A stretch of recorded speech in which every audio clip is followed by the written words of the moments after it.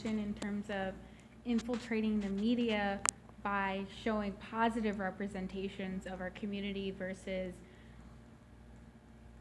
I guess, like you were saying, like some people are shooing the media away and whether you accept it or not. So I guess my question really is like, how do we get into that media and show a positive representation of ourselves and everyone around us? Go ahead. It's not yours. That's the bottom line. You can't go in somebody else's, establishment and tell them what they're gonna do with it. Mm-hmm. It's not gonna work. And I study films and historically, I know like a big deal in Hollywood was when amongst the black community was when Sidney Poitier slapped the white guy in the heat of the night. That was like a first, in the history of film. And this happened within the 1960s, or it was the 70s. This was like around the 60s. It was the 60s. It was in color. Who knows? So this was in the 1960s, and it's like the first film in Hollywood was, The Birth of a Nation, a movie that depicted the Ku Klux Klan as heroes for stopping these savage black men from raping white women. And they were there to save the South. After this movie, Klan membership went up to, I think, more than 250,000. So, media has always been controlled by people with that type of mentality. So to think you're gonna come in and present them with a script that's contrary to their politics and contrary to their beliefs, and they're gonna pay for it with their money. We have a lot of new ways to finance our own film projects. I know a series called Hidden Colors raised money on Kickstarter and became the #1 selling documentary on Amazon. You got Spike Lee who raised funds on Kickstarter too to put out a couple of film projects, and this is actually something that he's been doing, raising money to finance his own films way back in the 90s, just kind of going to his friends who had money. And now we have the internet. You can start a blog, you can join existing blogs.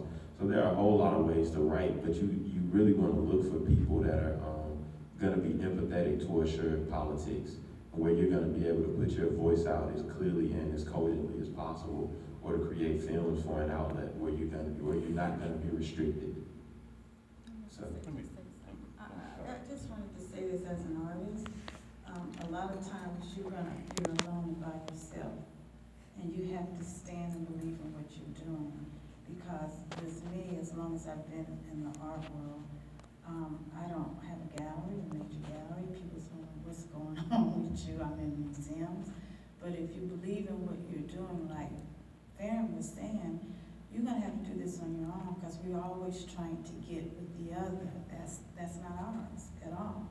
It's hard. There's a lot of times I want to say forget about it, but it's something within me to say keep pushing and pushing. I'm having with this 1960 Now work, I have a lot of white professors or persons calling me from my Instagram, you need to come down here and talk to us about this work. In Americus, Georgia, it was so surreal. The professor told me that you need to come down here because they still have certain segregation down here with the blacks and whites, and the black students are not doing anything about it. So they want me to come down there and talk about that.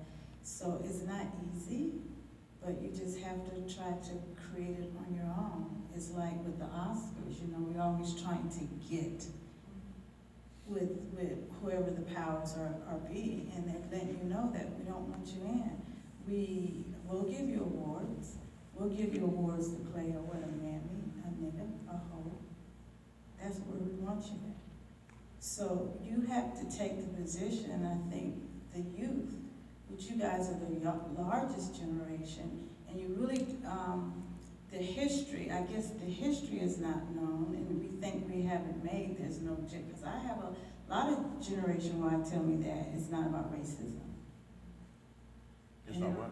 Not about racism, not about black and white, and it may not be. It's about, like you said, power and money. It's money and power. Yeah, it's money and power, yeah.